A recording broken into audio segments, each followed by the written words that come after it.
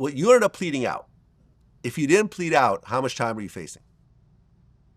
If I didn't plead out, they probably maybe gave me maybe a little bit more time than what I got, I think, because I got 24 years. So I know the prosecutor was trying to get 32, and the judge told him right there at the court, said, we're not going to do that, because the judge happened to be a nice judge. He's retired now. He's a senior judge. He's retired, and he really looked out for me, because the prosecutor was trying to make it sound like I was the John Gotti of my city. They had the city police come in and say, well, how they scared of me, and every time they got to apprehend me, how they got to bring a force of men, and, they paint the picture, you know what I'm saying? I'm like, I ain't never heard nobody. The judge even said, he said, hey, I see you stopped a lot of stuff in your community.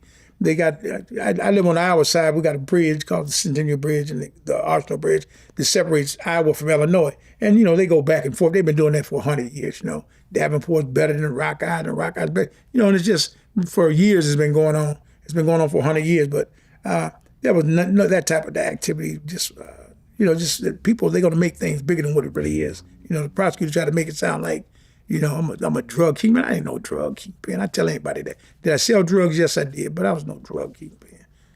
Well, you pleaded guilty to one count of conspiracy to distribute cocaine. You had two co-defendants that snitched on you. Mm-hmm. Wayne D. Reiner and Lawrence D. Brown. Reiner agreed that he conspired to distribute more than 5 kilograms of cocaine with you and Brown from 93 to 2002. I don't even know these guys. Right. What's funny is that you were a world champion in 93. So. Yeah, but I don't even know these guys. Okay. I mean, that's the sad thing about it. Reiner agreed that he was involved in storing and distributing cocaine for you since 93 to 95, and that you guys distributed between 2 and 15 kilograms of cocaine. You were facing, I actually looked it up, 5 to 40 years. I mean, when you heard, you're 40 years old at the time, when you hear that you're facing 40 years, you'll get out at 80 years old. Exactly. Meaning that you might not get out. You might not get out because, 40 years is a long time, especially in the jail. They die in the penitentiary too. Right. Not just from health reasons, but, altercations. I mean, were you freaking out during this time? No, I'm not really, no. I mean, really? Because, no. I didn't sweat it, you know what I'm saying? Because I prepared myself for whatever I had to do, you know what I'm saying? Whether it's go to prison or wherever I done it in the streets or wherever. I mean, I'm gonna have to be me no matter what. I mean, when it's time for me to go to jail, I had to man up, put my big boy boots on and go to jail. The feds will tell you, all the time I was there, I had 3 altercations in 16 years, 6 months, because you always gonna have a guy thinking he's tough, right?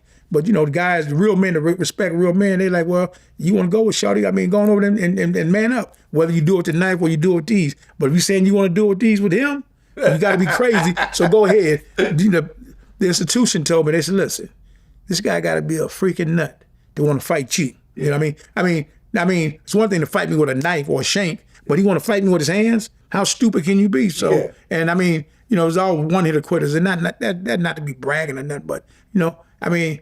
My last fight in prison, I said I'd never fight again, because if I fight again, I'm going to kill somebody. And you kill somebody in the federal penitentiary, you get a life sentence. Well, did the feds offer to make this whole thing go away if you cooperated?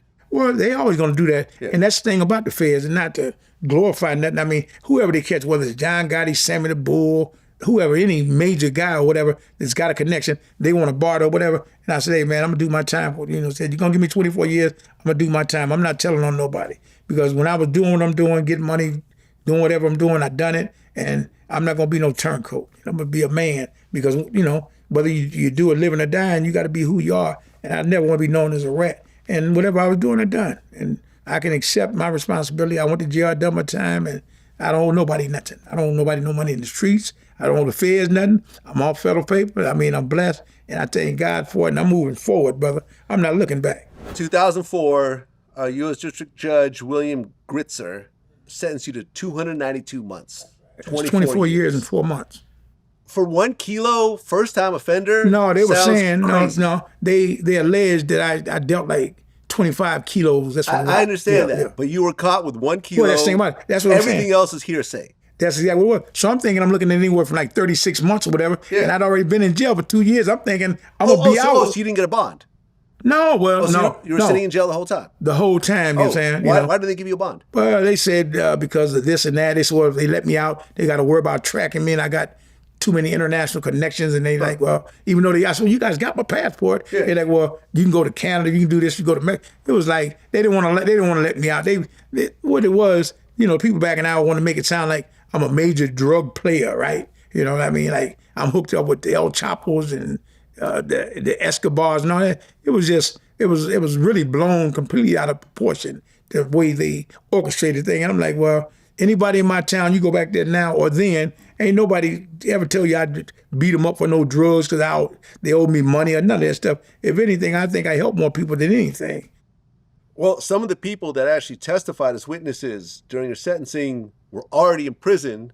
And were using that information to try to lower their own time. Well, and that's exactly what they're doing, you know what I'm saying? And unfortunately, some of those people happen to be relatives. That's the sad part, but your relatives testified against you. Yeah, you know what I'm saying? They already in jail, and the feds had told them well, this and that, you know what I'm saying? And it was just tragic and sad, but, I forgave them, so, You forgave them, huh? Yeah, I mean, what I'm going to do, go kill them and go back to jail? You got to remember, they're government witnesses. So if I go, they see me, and I say, well, hey, I'm going to kill you, I'm going to shoot you, I'm going to do this and that, and they report me to the feds going to come get me because you must understand these people are government witnesses. They just like the police.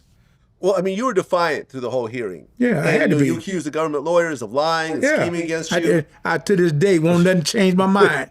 That's right, lying and scheming, and that's what they done to get me, you know what I'm saying? Do you think that you being defiant through the case made the judge give you a heavier sentence? No, the judge gave me a lighter sentence. The prosecutor was wanting me to get 32 years, and so they said, no, they're going to give me the lowest for my crime, right? So it was the 24. The prosecutor, he wanted me to get more time, and the judge stopped it. Judge Grishner. Hell, wait a minute. No, he said, hey, man, I mean, everything he done wasn't bad. Let's talk about some of the good stuff he done. He knew I stopped a lot of shootings, a lot of gang stuff that was in the community. And I'm no gang guy, but they knew me. And if I go talking to the brothers, they would listen to me. I had their ear to when I was in the streets doing what I was doing, they would like, listen, I say, man, y'all want to box it out, y'all box it out. They don't need y'all around and shooting, man, because they do bring more heat. So the feds know to this day, they know that something going on in my city. And when I do it, I'm doing it not because I'm involved. It's just I don't want to see the kids getting shot or shooting at the police or shooting at nobody else. I want to let the kids know, go to school, get your education, man. Be who you want to be without all this nonsense, you know what I'm saying? And for the ones who want to do it, hey, man, y'all do what y'all do, I'm not going to stop nobody from doing what they want to do, lad. But if I give you some knowledge, wisdom, and understanding, I hope you take it because what you're doing, I used to do. And I'm not glorifying that. Your freedom is more important than anything, but a lot of times we don't realize that till we get to the penitentiary. And then you're like, oh, shucks, but now you got to do the time. You accept your plea deal, you get your 24 years, then you get transferred to the feds. Yeah. How was that first night? It was crazy, man. But I mean, hey, when I got there, I was already prepared. The almost 2 years that I'd done in the county jail prepared me because I'd never been locked up from I think I had to do like a week. I'd done something to a police officer. I threatened to do something, beat him up or something. And the judge said, hey, no, what I'm doing, I'm just give you a week in jail, you know what I'm saying? Give you something to think about. So that's as long as I'd ever been in jail before I'd done that 16 years, 6 months, you know what I'm saying? And it was foolish, but hey, I did it. And, I'm thankful I got through it. And I'm back again, and what's happening, you know what I'm saying? Right, so now you're in the feds. No more mansions, no more private flight. Oh, no more drop top, Michelin star dinners. No more none of that. Oh, that's over with, man. It's top ramen, done. Brother. Top ramen, you know what I'm saying? Top ramen, prison food. Exactly. You're surrounded, no more women. Oh, that's over. It's over with, man. You got a bunch of men around you. Bunch of dudes, yeah. Bunch of gang members, cartel guys. Oh, yeah. Mafia guys. The whole nine, you know what I'm saying? Tough guys, you know what I'm saying? Yes. Some tough, some not, but everybody's tough in prison, you know what I'm saying?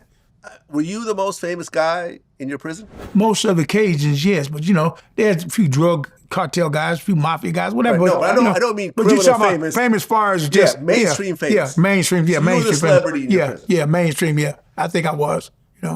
In general, did people admire you and look up to you and everything else like that, or were certain guys trying to test you as well? A lot of guys really admired me, but you always gonna have some testers. I mean, you've been in prison. I mean, you always gonna have a tough guy. So, but I mean, it was respect tough. You know what I'm saying? It wasn't somebody pushing up on me or nothing, but, it's always guys go, because they lift weights and they this and that, and they gonna go around and, and I did never faze me in the street or prison or the boxing ring, but, you deal with it. But, as long as it's on respect, I don't care. You can stand over there and mean mug all you want to. It's like when you get in a man's face and, you try to, chomp him or do something. But Yeah, I other don't than think they that, want to see those hands, but well, exactly. I didn't have those type of problems. I mean, Right. it was on a respectful note more so, you know what I'm saying? Even with the authorities, the police officers, you know what I'm saying? Some like you, some didn't. I just tried to just follow the rules when I was in jail, you know what I'm saying? you had how many fistfights? 3. 3. You won all 3. 3 all one-hitter quitters, Okay, knockouts. One-hitter quitters, I mean, were you put in the hole for the fights? No, believe it or not, I pretty much got away with all the fights all the knockouts, because the last fight when I knocked my man out, he's my partner, older dude.